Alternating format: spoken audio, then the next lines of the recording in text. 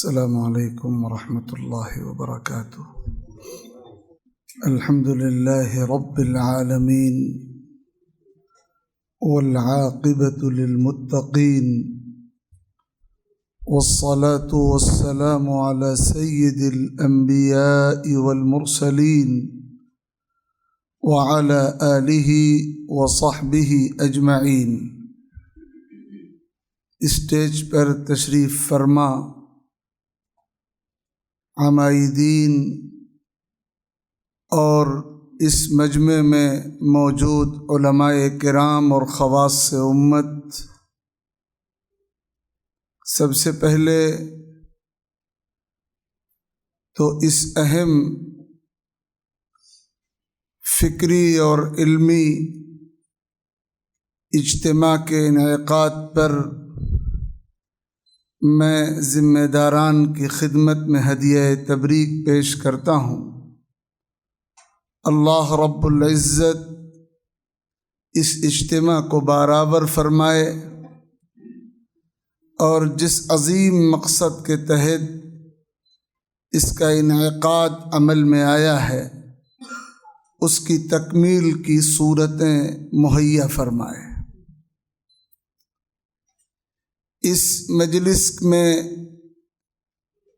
جس عنوان اور موضوع پر کچھ معروضات پیش کرنے کا حکم ہوا ہے اس کا تعلق ان چیلنجوں سے ہے اور خاص طور پر ان علمی اور فکری چیلنجوں سے ہے جو اس وقت اسلام اور شریعت اسلام کے حوالے سے پوری امت کے سامنے ہے۔ ان چیلنجوں کا ادراک، ان کو سمجھنا اور ان کے مقابلے کی تدبیریں پورے شعور اور پورے تدبر کے ساتھ اختیار کرنا اور اس حوالے سے پورے طور پر بیدار اور متفکر ہونا، یہ وہ موضوع ہے جس پر گفتگو جاری ہے۔ اللہ رب العزت ہم سب کو فکر صحیح اور عمل خالص کی توفیق عطا فرمائے۔ سیر و تواریخ کی کتابوں میں منقول ہے، آثار صحابہ اور آثار تابعین کے ضمن میں بھی اس کا تذکرہ ملتا ہے کہ سیدنا حضرت معاویہ رضی اللہ تعالی عنہ نے کسی موقع پر سیدنا حضرت احنف ابن قیس رحمہ اللہ سے یہ دریافت کیا تھا کہ جس دور میں اور جس زمانے میں ہم جی رہے ہیں، آپ کا اس دور اور اس زمانے پر کیا تبصرہ ہے؟ تو اس کے جواب میں حضرت احنف نے فرمایا کہ زمانہ آپ ہی لوگ ہیں، اگر آپ بہتر رہیں گے تو زمانہ بہتر رہے گا، اور اگر خدا نخواستہ آپ بگڑ جائیں گے تو پھر تو زمانے کا اللہ ہی حافظ ہے۔ آپ حضرت احنف کے اس ارشاد کو اور اس کی معنویت کو اگر دیکھیں تو یہ جملہ آب زر سے لکھنے کے قابل ہے، اور ایک ہی جملے میں مرض کی تشخیص بھی ہے اور مرض کا علاج بھی ہے۔ واقعہ یہی ہے کہ امت کے جو خواص ہیں، اہل علم اور اہل فکر کا طبقہ، یہی وہ طبقہ ہے جس پر زمانے کے صلاح اور زمانے کے فساد کا پورا انحصار ہے۔ معاصر حالات میں پوری امت کے سامنے اور خصوصیت کے ساتھ علماء اور خواص کے طبقے کے سامنے دین اسلام کے حوالے سے قانون اسلام اور شریعت اسلام اور نظام اسلام کے حوالے سے متنوع علمی اور فکری چیلنجز ہیں، اور چونکہ امت کے خواص کی ذمہ داری دیگر افراد امت کے بالمقابل دوہری ہوتی ہے، اس لیے ہمیں ان چیلنجوں کو سمجھنا بھی ہے اور ان کا پورے شعور کے ساتھ اور پوری حکمت کے ساتھ مقابلہ بھی کرنا ہے، اور امت کی صحیح اور مکمل رہبری کا فرض بھی انجام دینا ہے۔ یہ بہت تفصیلی موضوع ہے، اور اس موضوع کا ایک رخ تو وہ تھا جس کی طرف ابھی پچھلے خطاب میں توجہ دلائی گئی۔ خاص طور پر اگر آپ دیکھیں، میں ذرا ایک دوسرے پہلو کا ذکر کرنا اس وقت مناسب سمجھتا ہوں، اور اس کا بھی تعلق راست طور پر ان فکری اور عملی چیلنجوں سے ہے، خاص طور پر فکری چیلنجوں سے ہے جن کا ہمیں بہت شد و مد کے ساتھ مختلف موقعوں اور مرحلوں پہ سامنا کرنا پڑتا ہے۔ ان حالات میں جب پوری دنیا میں بالعموم اور اس ملک میں بطور خاص ایک خطرناک ماحول سالہ سال سے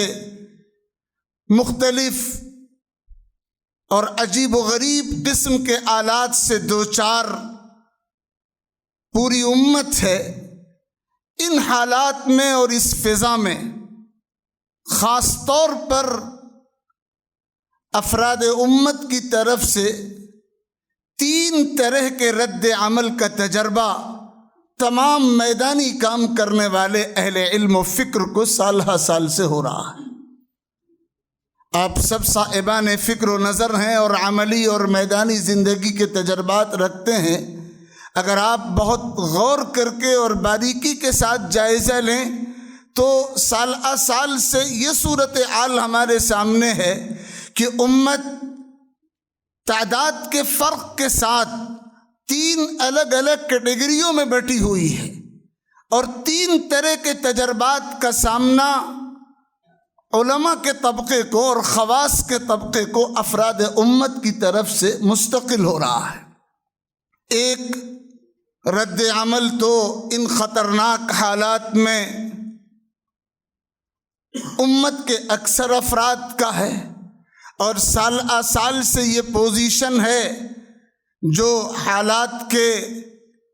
خطرناک ہونے اور خطرناک ترین ہونے کے تناسب سے گھٹتی اور بڑھتی ضرور ہے، لیکن یہ صورتحال فی الجملہ باقی اور موجود ہے کہ امت کی اکثریت کا طبقہ ان حالات میں بالکل عجیب و غریب رد عمل کا اظہار کرتا ہے، اور یہ رد عمل منفی رد عمل ہے، مایوسی کا، نا امیدی کا، پست حوصلگی کا، پسپائی کا، اور مکمل شکست خوردگی اور پست ہمتی کا۔ آپ سب اچھی طرح جانتے ہیں کہ یہ رد عمل کس قدر خطرناک اور افسوسناک و تباہ کن ہے۔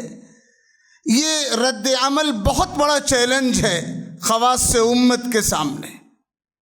ملت کی اکثریت کا حالات کے تناظر میں اس طرح کا منفی اور مایوسی اور پسپائی پر مبنی ریئیکشن رد عمل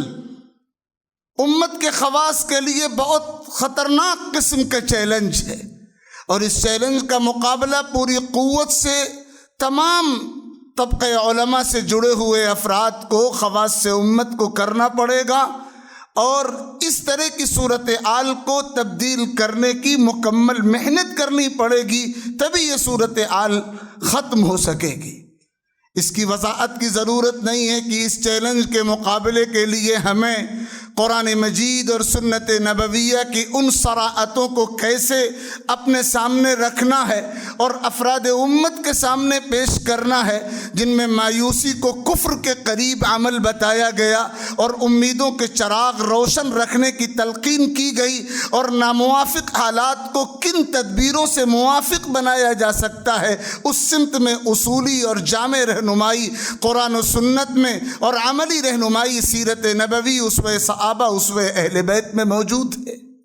دوسرا رد عمل امت کے ایک دوسرے طبقے کا ہے اور وہ رد عمل ہے حالات سے متاثر ہو کر اللہ تعالیٰ کی طرف رجوع کرنے کے بجائے اور اپنی خامیوں اور اپنی کوتاہیوں کا بے لاگ احتساب کر کے ان کا تجزیہ کر کے ان کے ازالے اور تدارک کی فکروں کے بجائے دنیا کے جھوٹے اور کھوکھلے سیاسی اور سماجی سہاروں کی تلاش میں در در کی ٹھوکریں کھاتے پھرنا، یہ ایک ایسی حقیقت ہے جو ہم سب کے سامنے ہے۔ یہ بھی ایک چیلنج ہے، اور اس کا مقابلہ ہمیں اس طرح کرنا ہے کہ ہمیں یہ پیغام پوری امت تک قولاً عملاً لکھ کر زبانی جو بھی تدبیریں ممکن ہیں ان تدبیروں کو اختیار کر کے یہ پیغام پہنچانا ہے کہ دنیا کے سہارے خواہ وہ کتنے ہی مضبوط و خوشنما کیوں نہ ہو جائیں، اللہ تعالیٰ کی قدرت کے سامنے کوئی حقیقت اور کوئی حیثیت نہیں رکھتے، اور اللہ تعالیٰ کا جو نظام ہے عروج و زوال کا، غلبہ و مغلوبیت کا، کامیابی اور ناکامی کا، عزت و ذلت کا، وہ پورا نظام اصولی طور پر قرآن و سنت میں موجود ہے، جس کو کہیں ان تنصر اللہ ینصرکم کے الفاظ سے، اور کہیں وَلَيَنصُرَنَّ اللَّهُ مَن يَنصُرُهُ کے الفاظ سے، اور کہیں وَأَنتُمُ الْأَعْلَوْنَ إِن كُنتُم مُؤْمِنِينَ کے الفاظ سے، اور احادیث مبارکہ میں جگہ جگہ مختلف پیرایوں میں بیان کیا گیا ہے۔ تیسرا رد عمل ان افراد کا ہے جن کی تعداد اگرچہ بہت تھوڑی ہے، لیکن وہ مخلص، باحمیت اور کامل الایمان افراد ہیں، اور در حقیقت انہی کا کردار قرآن و سنت کا مطلوبہ کردار ہے، اور اسی کردار کو عام کرنے کی ایک مہم کے طور پر عام کرنے کی ضرورت ہے، اور وہ ذمہ داری ہم سب کے کاندھوں پر اس دین کے حوالے سے عائد ہوتی ہے جس دین کی اشاعت کی ذمہ داری ہمارے کاندھوں پر رکھی گئی ہے۔ یہ وہ افراد ہیں جو حالات سے متاثر و مایوس و نا امید نہیں ہوتے، اور ان کی نظر ہمیشہ اللہ تعالیٰ کے نظام قدرت و نظام نصرت پر رہتی ہے، اور ان کے اس رد عمل میں یہ پیغام پوری امت کے نام چھپا ہوا رہتا ہے کہ حالات سے مایوس نہیں ہونا چاہیے، بلکہ حالات سے سبق لینا چاہیے، اپنی کوتاہیوں کا احتساب کر کے، اپنی خامیوں کا تجزیہ کر کے، ان کی اصلاح کی فکر کر کے، خامیوں کے ازالے اور تدارک کی سمت متوجہ ہو کر اپنے روشن مستقبل کی تعمیر کے لیے منصوبہ بندی اور تدبیر اور توکل دونوں کے خوشگوار امتزاج و توازن کے ساتھ، پوری حکمت و تدبر کے ساتھ میدان عمل میں مستقل فکر و کوشش کرنے کی۔ یہ بہت تفصیلی موضوع ہے جس کو میں نے مختصراً ذکر کیا۔ یہ وہ بنیادی صورتحال ہے جو امت میں پورے طور پر دیکھنے میں آ رہی ہے، اور ہمیں فکری طور پر امت کی اصلاح، عملی اصلاح فکر کی اصلاح کے بعد بہت آسان ہوتی ہے۔ فکری طور پر امت کو صحیح سمت میں چلانے کے لیے جو بھی کوششیں ہم کر سکتے ہیں وہ کوششیں ہمیں کرنی پڑیں گی، تبھی امت کا زاویہ فکر، زاویہ نظر اور پھر اس کے نتیجے میں زاویہ عمل درست ہو سکے گا۔ اس بنیادی حقیقت کے ذکر کے بعد جو اگلی بات میں کہنا چاہتا ہوں، اور غالباً آگے کی مختلف مجلسوں میں ممکن ہے کہ یہ موضوع آئے، ہمارے سامنے اس وقت سب سے بڑا مسئلہ ہماری صفوں کے بکھراؤ کا ہے۔ امت کی اور خاص طور پر طبقہ خواص کی صفوں میں انتشار، یہ امت کے سامنے، ہمارے سامنے سب سے بڑا چیلنج، سب سے بڑا مسئلہ ہے۔ زبانی طور پر اس موضوع پر بہت گفتگو کی جاتی ہے، لیکن عملی طور پر اس کے نتائج بالکل صفر کے درجے میں ہے۔ زمینی تجربہ کرنے والوں کو اس حقیقت کا اچھی طرح اندازہ ہے۔ تو قرآن و سنت کی تعلیمات تو وحدت امت کی تلقین و اہمیت سے لبریز ہیں، ہم میں سے کسی سے مخفی نہیں ہے۔ یہ چیلنج ہمارے سامنے ہے، ہمیں بنیادی طور پر وحدت امت کی اہمیت کو اپنے دلوں میں راسخ کر کے اس راہ میں جو رکاوٹیں ہیں ان رکاوٹوں کو دور کرنے کے لیے سرگرم عمل ہونا پڑے گا۔ زبانی باتوں کے ذریعے، کچھ تحریروں کے ذریعے یہ خواب کبھی بھی شرمندہ تعبیر نہیں ہوگا۔ ضرورت اس بات کی ہے کہ ہم اس چیلنج کو، اس مشکل کو، اس مسئلے کو سمجھیں اور وحدت امت کی اہمیت کو سمجھیں، اور جو رکاوٹیں اس راہ میں ہیں ان رکاوٹوں کو دور کرنے کی سنجیدہ عملی کوشش کا عزم کر کے یہاں سے جائیں۔ بہت تفصیل کا تو یہ موقع نہیں، لیکن 3 پوائنٹس میں آپ کی خدمت میں ذکر کروں جو میری ناقص فہم میں اس وقت آتے ہیں۔ وحدت امت کی راہ میں سب سے بنیادی رکاوٹ افراد اور جماعتوں کا غلو اور تعصب ہے، فکری اور عملی غلو، فکری اور عملی غلو اور تعصب، عدم اعتدال، عدم توازن کی جو روش طبقہ خواص و طبقہ علماء میں ہے، اور ظاہر ہے فقہیات میں اختلاف تو دور اول سے ہے، لیکن سلف کی تاریخ ہمیں بتاتی ہے کہ اختلاف صرف رائے کے اختلاف تک رہتا تھا، احترام کے ماحول میں کبھی جدال تک، عناد تک، نزاع تک، منافرت تک نہیں پہنچتا تھا۔ ہم چونکہ دین کا بہت کچھ علم حاصل کر لینے کے باوجود بھی احکام فقہیہ اور احکام شرعیہ کے مدارج سے بے خبر ہوتے ہیں، بے شعوری کی زندگی گزار رہے ہوتے ہیں، اس لیے ہمارے درمیان جو اختلاف رائے کی صورت ہوتی ہے وہ بہت سی مرتبہ منافرت اور نزاع تک پہنچتی ہے۔ میں کسی کتاب میں پڑھ رہا تھا کہ شیخ حسن البنا رحمہ اللہ کے سامنے مصر میں اس دور میں جب ان کی تحریک کا سفر پورے شباب کے ساتھ جاری تھا، تراویح کی 8 رکعتوں اور 20 رکعتوں کا اختلاف ابھر کر آیا، تو انہوں نے اپنے احباب کو اور اپنی فکر سے متاثر افراد کو اسی طرح جمع فرمایا، اور جمع کر کے یہ فرمایا کہ آپ لوگ پہلے یہ طے کریں اور یہ بتائیں کہ اسلام میں، شریعت اسلام میں تراویح کی حیثیت کیا ہے، اور امت کو اختلاف و انتشار سے بچا کر متحد رکھنے کی حیثیت کیا ہے۔ ظاہر ہے اس کا جواب یہی ہے کہ تراویح سنت ہے، اور امت کو متحد رکھنا اور اختلاف و انتشار سے امت کو محفوظ رکھنا یہ فرض و واجب درجے کی چیز ہے۔ پھر انہوں نے یہ فرمایا کہ پھر کیا وجہ ہے کہ ہم ایک سنت کی بنیاد پر ایک واجب اور ایک فرض کے حکم کو چھوڑنے کے مرتکب ہو رہے ہیں۔ اس انداز سے، اس تدبیر سے انہوں نے یہ سمجھایا اور یہ پیغام دیا کہ ہمیں کس طرح امت کی وحدت کی فکر کرنی چاہیے اور غلو اور تعصب سے اپنے آپ کو کس درجہ نفور و بیزار رکھنا چاہیے۔ تو سب سے پہلی بات ہے فکری طور پر اور عملی طور پر غلو اور تعصب کی جو صورتحال ہے اس کا خاتمہ کرنا پڑے گا۔ دوسری بات، اولویات کو، جو ترجیحات ہمارے سامنے ہیں ان ترجیحات کو سامنے رکھنا پڑے گا۔ علماء اور خواص کے طبقے میں اولویات کا شعور بہت کم ہوتا جا رہا ہے۔ ڈاکٹر یوسف قرضاوی کی پوری کتاب اس موضوع پر ہے، اللہ کرے کہ ہم سب اس کا مطالعہ کریں اور سمجھیں کہ اولویات، ترجیحات، الاہم فالاہم کا انتخاب، اور اسی ترتیب کے مطابق ہم ملت میں علمی، فکری، عملی ہر معاش پر اپنی خدمات کو آگے بڑھانے کی فکر کریں۔ اسی طرح دین کے تمام شعبوں کا احترام، تمام شعبوں کے کارکنان کا احترام، ہر شعبے کے کام کرنے والوں کو فریق سمجھنے کے بجائے رفیق سمجھنا، ان کا شریک کار ہونا، ان کا معاون ہونا، اور اسی طرح سب و شتم سے، تنقید و تنقیص سے، اور ایسے اسلوب سے جو ناشائستہ ہو، جو دلوں کو دکھانے کا سبب بنے اور جو عناد پیدا کرنے کا باعث بنے، اس سے اجتناب۔ یہ وہ تمام پہلو ہیں جو وحدت امت کے دائرے میں آتے ہیں۔ اس کے بعد ایک بنیادی مسئلہ دعوت دین کا ہے۔ دعوت دین کے فرض کی ادائیگی میں کوتاہی اور اس تعلق سے ایسی بے شعوری ہے، میں آپ کے سامنے یہ حقیقت عرض کروں، آپ سب جامعات دینیہ اور مدارس عربیہ سے کسی نہ کسی شکل میں وابستہ رہے ہیں۔ المیہ یہ ہے، چند ایک مدارس اور جامعات کا حال آپ الگ کر لیں۔ المیہ یہ ہے کہ ہماری دینی جامعات سے فاضل ہونے والے فضلاء کے اندر دعوتی شعور بیداری نہیں ہو پاتا۔ ایسا عجیب و غریب ماحول ہے، نصاب تعلیم، نظام تعلیم، منہج تعلیم، طریقہ تعلیم، نظام تربیت، کہیں بھی دعوتی فرض کے تعلق سے باشعور بنانے اور فضلاء کو تیار کرنے اور بیدار کرنے کی سمت میں کوئی مثبت اور حوصلہ افزا کام نہیں ہوتا۔ یہ عجیب و غریب صورتحال ہے، اور جو خطرناک حالات دنیا میں اسلام اور اہل اسلام کے سامنے ہیں، اس ملک میں ہیں، اس کے بنیادی اسباب کا اگر تجزیہ کیا جائے تو دعوتی فرض سے غفلت بھی ایک بہت بنیادی ذریعہ اور سبب ہے۔ ہمیں اس تعلق سے بھی اپنے آپ کو باشعور بنانا پڑے گا، اور یاد رکھیے